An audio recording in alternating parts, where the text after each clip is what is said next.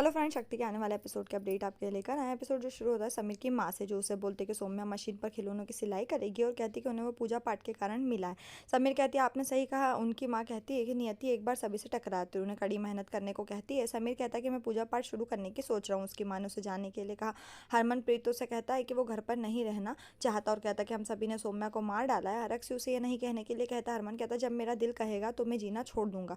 वीरन जो है बेटे के कर्तव्य के बारे में पूछता है और कहता है कि आप हमेशा उसकी मौत के बाद भी किन्नर के पीछे पड़े हो। शन्नो कहती है कि अगर उसे बुरा लगता है तो वो घर की सारी चीज़ें तोड़ देगा और बाकी चीज़ें प्रीतो तोड़ देगी। हरमन का कहना है कि मैं आपकी तरह पब्लिसिटी नहीं करना चाहता। जसलीन का कहना है कि हरमन ने अपनी पत्नी को खो दिया और आप उसे ताना मार रहे हैं। हरमन कहता है कि अगर मेरा भरोसा जीत गया तो उन्हें बहुत दर्द होगा। हरक्सी वीरेन से कहता है कि वो सदमे से बाहर आ जाएगा और शन्नो से उन्हें खाना देने के लिए कहता है। शन्नो ठीक है कहती है। पड़ोसी इंस्पेक्टर को बोलते हैं कि मनिंदर ने वरुण के सिर पर कांच की बोतल तोड़ दी। वो उसे बेहोश देखते हैं।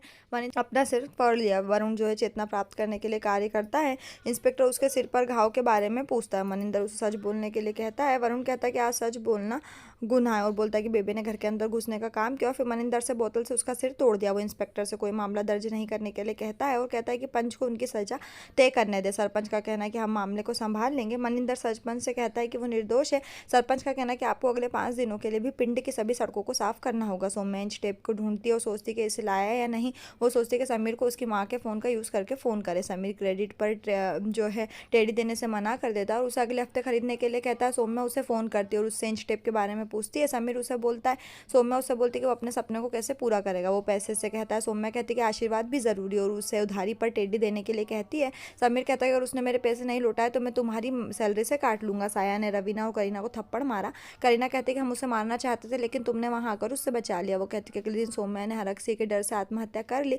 रवीना और करीना निर्दोष है। रवीना उसे जानने और सौम्या के शव को ढूंढने के लिए कहती है। साया कहती है अगर आप शामिल है तो मैं किसी को नहीं छोड़ूंगी। रवीना का कहना है कि सब कुछ हरक्सी की साजिश के अनुसार हो रहा है और कहते हैं कि मज़ेदार होगा अगर अंत भी ऐसा ही हुआ तो। करीना कहती है कि हमें या तो सौम्या को मारना है या कुछ ऐसा करना है कि वो उनसे ना मिले। हरमन जसलीन और प्रीतो से बोलते हैं कि वो क्या करना चाहते हैं क्योंकि उसके साथ बाहर आते हैं। वो कहते हैं कि तुम लोगों ने मुझे सौम्या के साथ नहीं रहने दिया जब वो मेरे साथ थी। जसलीन का कहना है कि प्रीतो तुम्हारी माँ और मैं तुम्हारी दोस्त हूँ। हरमन का कहना है कि मैं अकेला महसूस कर रहा हूँ और कहता है केवल सौम्या ही साथ दे सकती थी जो मुझे शांत कर सकती हो। पंडित को देखता और मौत के बाद की दुनिया के बारे में पूछता है। पंडित जी कहते हैं मरने के बाद कोई किसी को अलग नहीं कर सकता। हरमन कहता है अगर मैं मर गया तो मुझे सौम्या से कोई अलग नहीं कर सकता। पंडित जी कहते हैं आपको सही मार्गदर्शन और जाने की जरूरत है। प्रीतो और जसलीन हैरान है। सुरभि रोती और नानी से कहती है क्या सौम्या सच में मर चुकी है।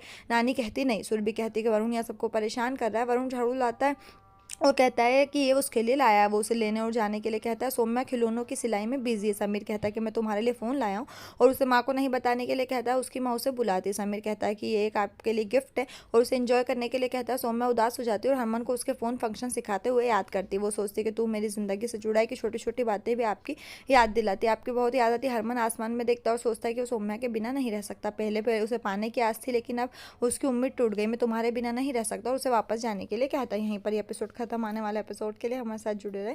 चैनल को सब्सक्राइब करें, साथ में बेल भी प्रेस करें।